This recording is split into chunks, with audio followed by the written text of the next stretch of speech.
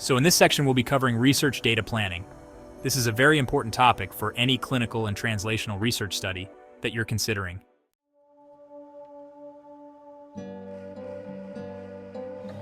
Specifically, we'll cover basic concepts behind the planning and collection of research data.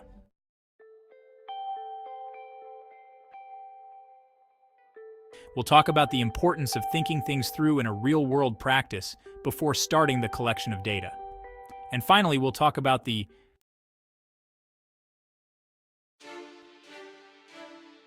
importance of good record keeping and documentation of records for ongoing and shared research.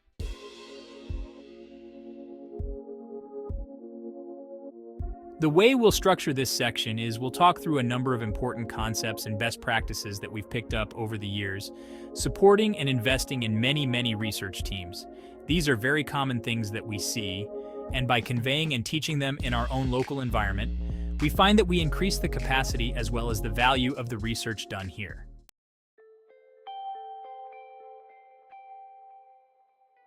So we'll run through a number of examples as we go. First example that I always give is the importance of good data planning up front. Taking a lot of time up front to make sure that you are collecting, that you are planning appropriately, so that at the end of the study, you get good results out. A key principle in research is that poor planning leads to poor results. This emphasizes the critical importance of thorough preparation from the start. If you don't carefully plan your data collection process, the quality of your findings is likely to be compromised, even if the study design appears solid.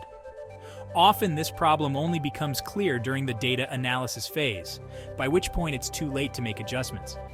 A lot of times this really doesn't become evident until late in the study when you're analyzing the data. And so, we always stress, even when you think you've got it right, run it through another iteration and make sure that everybody on the team thinks it's right before you move forward.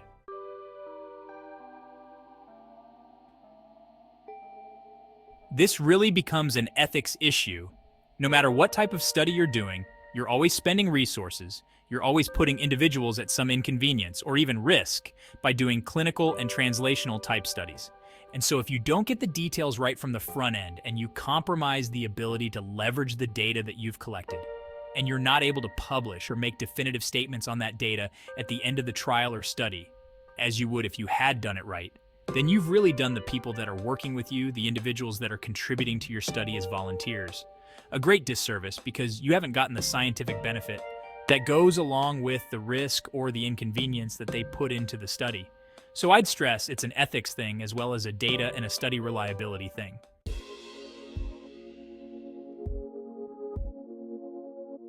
So what are the things that I see a lot here is we'll have someone who has a great idea. We will meet with that individual and sort of start fleshing out that idea. And a lot of times they haven't really thought things through. What they really had an idea on is, hey, let's just start collecting a lot of data.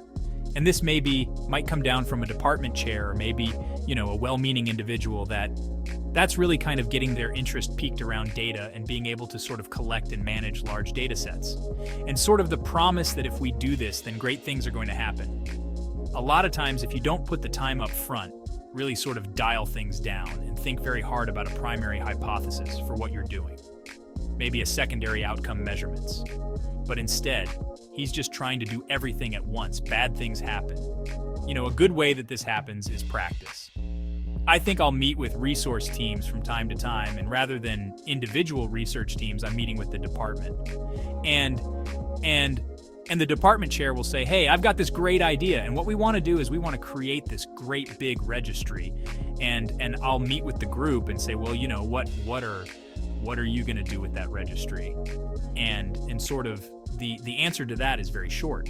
And it's just, well, if we had a registry and we were able to collect data from all of our individuals that are seeing patients, and the patients might be entering data themselves through surveys, we can just do everything.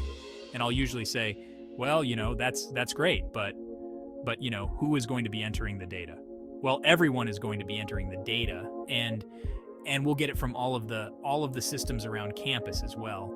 And then I'll ask, well, what are you going to do with that data? What kind of reporting are you going to do with that data? And the answer will be, everything. If we had this we could do recruitment, we could do quality improvement studies, all sorts of things are possible here. And usually what I try to do next is say, well, let's think about that, because one thing that we've learned about time is that by caring about everything, you really care about nothing when it comes to data, because there's no way you're going to be able to invest all of the resources it's going to take to have really solid, good quality data unless you really, really think it through, unless you quantify sort of the benefits and the return on investment on these things, so that you're really getting good quality oversight of the data. So rather than thinking in terms of everything, why don't we think about it in terms of, what would be the thing that we could do in 2 months that would really change the world here? And if we could come up with something small and sort of build up and around that, then we've got something to build from.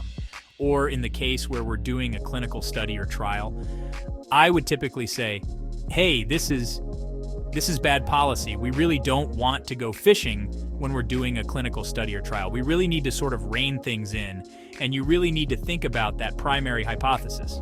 You need to be able to think about what figure 1 in the study is going to look like when you publish it, or table 1. And you need to think very carefully about collecting data around 1 or 2 things that you're going to be testing definitively, rather than coming at it with sort of a full-fledged, just collect everything and decide later.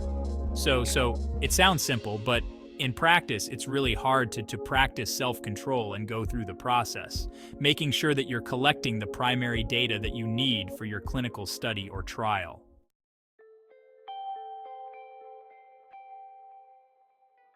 On the flip side, we've come across many studies that are often presented to us with the claim, this is a really simple study. All we need to do is collect a few things. Then we run the analysis. There is a common misconception about simplicity in research, with some studies often being described as really simple studies. We're going to have people come in for 2 visits, and we're really just going to do 2 things, and we're going to do a blood draw, and we're going to do from that a metabolic panel, and we're going to shoot an MRI image, and from that, well, we're going to do the study over 2 visits. Maybe it was a randomization of a little bit of randomization with the patients, etc. But from the standpoint of the data, it was very, very simple. 2 visits, we're going to measure a couple of things, and then we're done.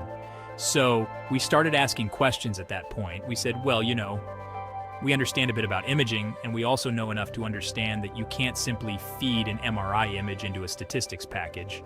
So maybe let's think about it a little bit, what you're planning on doing there. Is it the tumor size? Is it a diameter? Is it a volume type measurement? Think about those things that are going to be coming out of that high-density image data that you're going to be using for your quantitative analysis. And from that, maybe we came up with 5 or 6 measurements that were going to be important at each of those imaging events. And then we started talking about the metabolic panel. That's not just one thing. That's really a number of things. That might be the cholesterol, the glucose level. And so we started thinking about that, and particularly putting things in terms of units. It really helped to the study team start thinking very discreetly. Oh yeah, I guess we do need a field for glucose. I guess we do need one for blood pressure.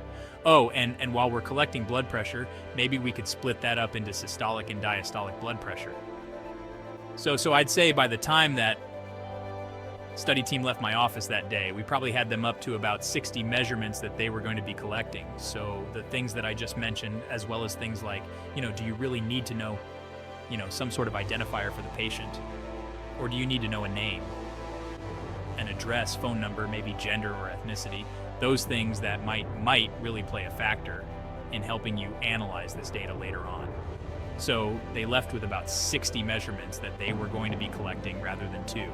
But also left them with this exercise. But I said, go home and think about your primary, secondary hypothesis. Let's look at those outcome measurements. Think about how you're going to organize that. And then come back to me and come back with an even richer set of information and data that you're going to be collecting. And I stressed, as I always do, the thinking about this in terms of what exactly would be stored in in an Excel type field or a data table type field, and what units would belong to that particular measurement. And if they do that, what I've found is, it really is hard to start thinking about MRI images in one of those Excel spreadsheet type cells. And so I say, well, go do this exercise and really sort of think about these things in a discrete way and then get back to me. By the time we launched that study, we started out collecting data on just 2 variables per patient, but by the end, we were tracking several hundred. In fact, I'd say that's pretty typical. What starts off seeming simple can quickly grow into something much more complex. A lot of times they become more complex later on, and that's good because we really want to make sure that we are collecting the right things that we're going to analyze later. So another thing I always try to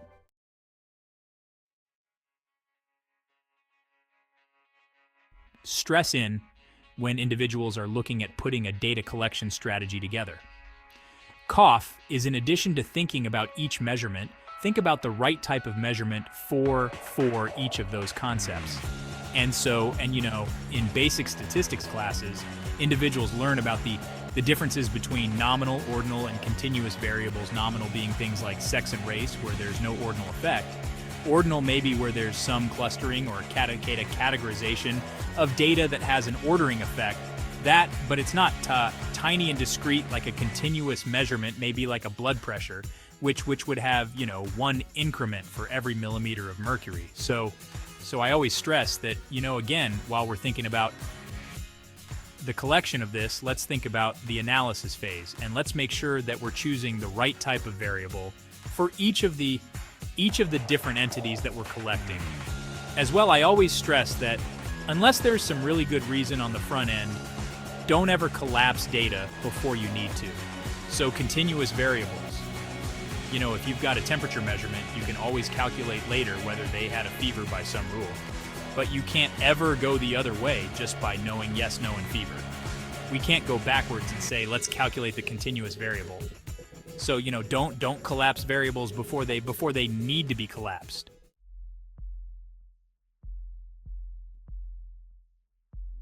The other thing that comes out a lot in the discussion around measurement types is, what do I do with that high density data? Things like an ECG waveform or an MRI or a CT or an X-ray scan. And again, we talked about that in the last slide.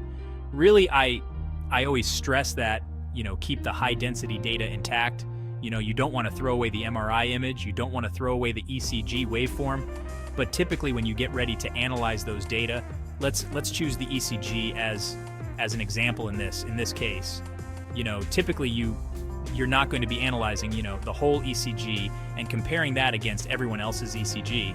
What you're probably going to be doing is looking for the average heart rate, or maybe the longest QT interval during this segment of an exercise profile, etc. So I always recommend that we keep the high density data, keep it on file. But in terms of the structured data that we're going to be collecting for the study and analyzing later, think about the post-process values, that long QT interval, the tumor diameter as measured on that MRI.